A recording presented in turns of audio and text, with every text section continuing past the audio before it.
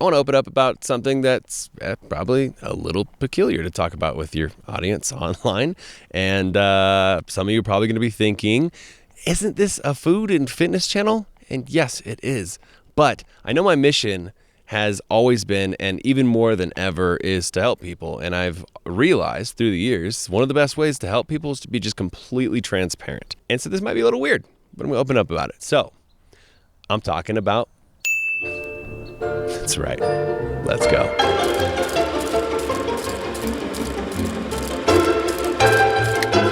So I recently did an Instagram Q&A and I talked about this exact topic and I had quite a few people message me. One person was just telling me how much they appreciated me opening up about this, how much their own story echoes mine, and how much it just felt good to be heard, to be seen, and to hear my advice. So I thought, hey, why not just open the door all the way up and make a YouTube video about it? All right, so let's back up just a second. I was homeschooled all the way up to 7th grade, skipped 8th grade, and went into high school as my first year in public school. So I grew up super sheltered, really religious, and I think just naturally psychology kind of yearns for the opposite of whatever you have. So if you grew up really, really sheltered, you go real rebellious. You do all the things that you were told not to do. You crave those things, right? So like most kids, my first experience was finding Playboys, different friends' houses. They would pull them out and it was like this, I found my dad's Playboy and stole it or whatever. Actually, kind of a funny story. One of my really good friends went over to his house. His parents were gone at work or something like that. We're just hanging out. And he said, hey, I have something I want to show you, right? So we sneak into his dad's room, sneak into his closet. He goes up, pulls a bunch of shoe boxes down. And in one of the shoe boxes, he pulls out a bunch of different things, but one of them was a DVD of a movie called Pirates. And so Sammy's laughing over there. So we watched this movie, or at least part of it, like 20 minutes, and then we got scared because, what if they get home, right? So then we put everything back exactly where it was, the shoebox back in the closet and stuff. But that was my first experience with serious content. So that's just like a funny little story. We all have our different stories of how we found it, right? And then from there, just like most kids also, I trust the old internet, right? So you're on there all the time, just consuming, right? And when you're a kid, with anything that you're doing, you are never thinking about the bad consequences or what it's doing to you or whatever. You're just focusing on the good stuff, right? Like you're not staying up all night playing Halo, drinking Mountain Dews, eating mini chocolate donuts and thinking about how it's bad for your health. You're thinking, this is awesome. I love every bit of this dopamine. I'm going to squeeze it for as much as it's worth. And in the future, when you become an adult, you figure out the impacts, right? So that's exactly how my experience was so that was before high school. Fast forward, now we're in high school. Now this is where I first started noticing the impacts of the side effects of consuming all this stuff, right? So, I started dating girls, had my first kiss. It was wonderful, sparks, magic, right? Especially from a homeschool kid who had very little interaction with girls. But what would happen is I started to realize that my standards were not just high, they were just stupid. Especially looking back now, I'm just looking at them, they were stupid, right? Like every girl I picked out something that was wrong with her, which now looking back, you're stupid. You're stupid. Little Brian, you're dumb. Specifically, I remember one of the first girls that I dated in high school, actually it might have been the first one. Now I'm looking back, she was a beautiful girl, right? But I dated her for maybe a week. And then I started just getting in my head, I guess, and thinking about it too much. And I thought she had too big of a forehead. How adolescent is this? This is so stupid, right? But that's just where my mind was. Like everything had to be absolutely perfect because that's kind of what happens when you watch. Is your standards get to a ridiculous level because everything is manicured and perfected, and you're also kind of just choosing exactly the most whatever things that you want, and you start to lose the ability to appreciate the imperfections of people that actually make them perfect, right? Let's fast forward. Don't hold it against me. Let's go to college now. So at this point, I've had quite a few different girlfriends, a couple of, I would say, pretty serious ones, at least a couple of year-long ones. And I had gotten better at this point with my whole super high stupid standards. I started to understand that people are people and there's a lot of greatness in people not being perfect, right? But I hadn't actually really analyzed what was going on with my brain or like the psychology or just any of that, right? I just was now really busy with my passions of filmmaking and bodybuilding and a whole bunch of other stuff.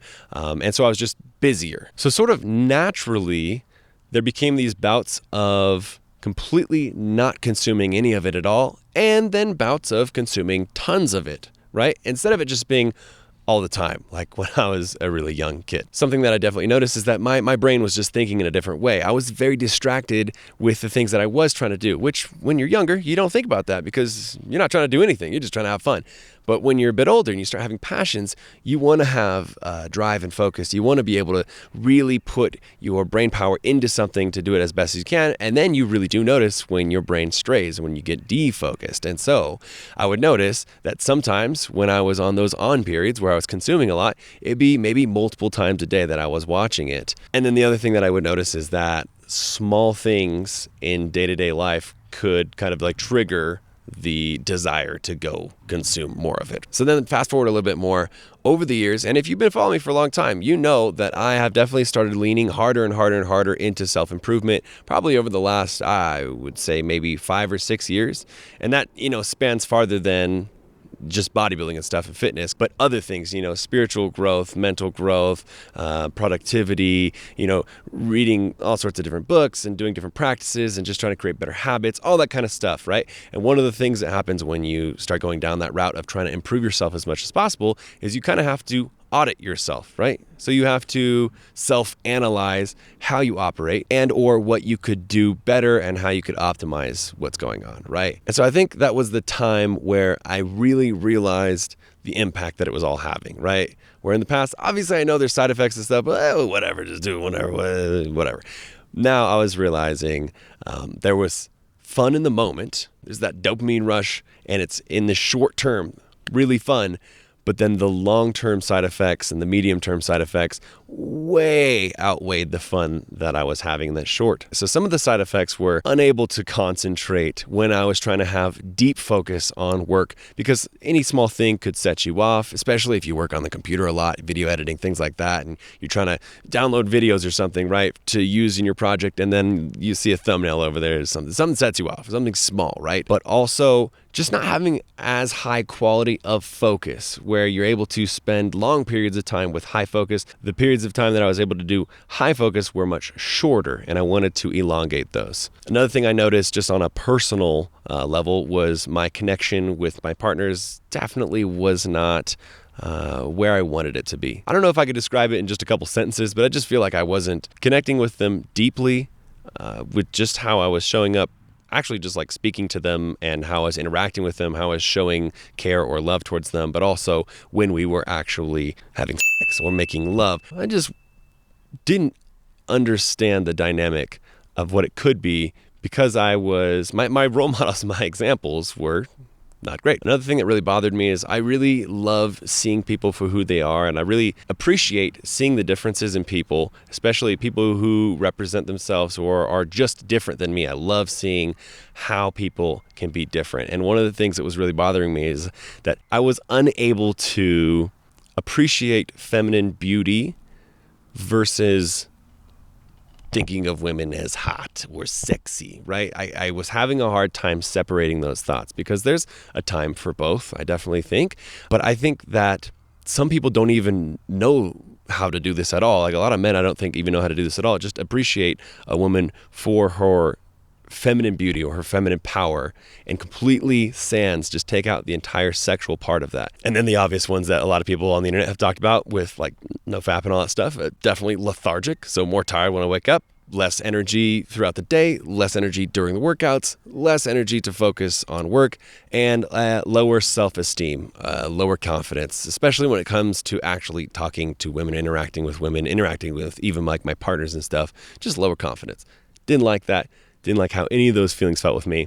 There's probably a bunch of other side effects that I could go down, but those are just a couple that quickly come up to my mind when I'm thinking about the side effects, right? All right, so all that being said, what happened, right? Do I still have this problem to this day? What happened? Well, after this deep analyzation and really saying, hey, this is not worth the side effects, I was able to stop for long periods of time. This would be multiple years, seriously. But then all of a sudden something would set it off. And especially when you really just feel like that is something I don't even ever think about anymore, ever. something small would set it off. All right, so the solution, and I think this applies to any addiction. That's also part of why I'm sharing this. I think you got to stop cold turkey. You can't consume a little bit of any sort of addiction, just a little bit here and there. I would say for me also spiritual growth in a lot of different ways, really just understanding myself a little bit more, understanding why my brain becomes addicted to certain things, which leads me into something I'll tell you about in a second. I think you also have to kind of make a strong promise and remember, why are you making this promise? Why are you stopping this addiction? Thinking about that list of side effects, and are they worth it? No, they're really not. So sort of having that dedication to it and keeping your discipline in check. I think also having a plan when you notice old habits arising. And so this was probably one of my problems that I started to realize when I was feeling either like my life was not progressing as quickly as I wanted, or I was really bored with life, or I was letting bad habits creep in. So that would be like staying up super really late, not getting enough sleep, if I started eating badly, if I was consuming other substances like right? Things like that. Those, after a while, you start to notice, oh, this is kind of a track record. After this bad habit comes that bad habit, then this, and then it eventually ends there. So you start to notice things much earlier along the path, and you say, oh, okay, let's see what's going on here. Let's cut it out here. Well, it's easy to cut out. Yeah, I would say a couple more solutions. Bait with no visual aid, right? I don't think there's anything wrong with that. I think it's the visual part. I think it's consuming it that is really bad for your psychology. If you get a partner, that can also be really helpful, because I would say that there's nothing wrong with having a super aggressively large libido. That is me. Sammy knows that. But it's just like if you are a really aggressive person, if you have a lot of energy, a lot of anger or whatever, it's about how you outlet it, how you choose to outlet it, right? So choosing non-self-destructive habits, choosing things that allow you to outlet those feelings in a productive way or a way that's good for your psychology, that can relieve a lot of that pressure in a way that's not going to hurt you. What is that? That's cool. I think it's an animal. Look at those cuties. Hold on, guys. Pause for this small intermission. Oh, look at them. They make a cool noise. That's very cute. All right, so to wrap it up, the last time that I faltered on this, right, was about a year and a half ago. Definitely, like I was saying just a second ago, I think it was a mixture of boredom and just some other bad habits kind of arising. And yeah, so point of this video, I don't know, just wanted to share with you openly. You're not alone if this is something that you struggle with, which I guarantee a ton of people are watching this, a lot of them men, because this is a struggle that a lot of people have. I'm telling you, put the effort in and work yourself away from it, because it really is destructive. It changes the way that you interact with not only yourself, but also your partners and just people in the world. I don't know.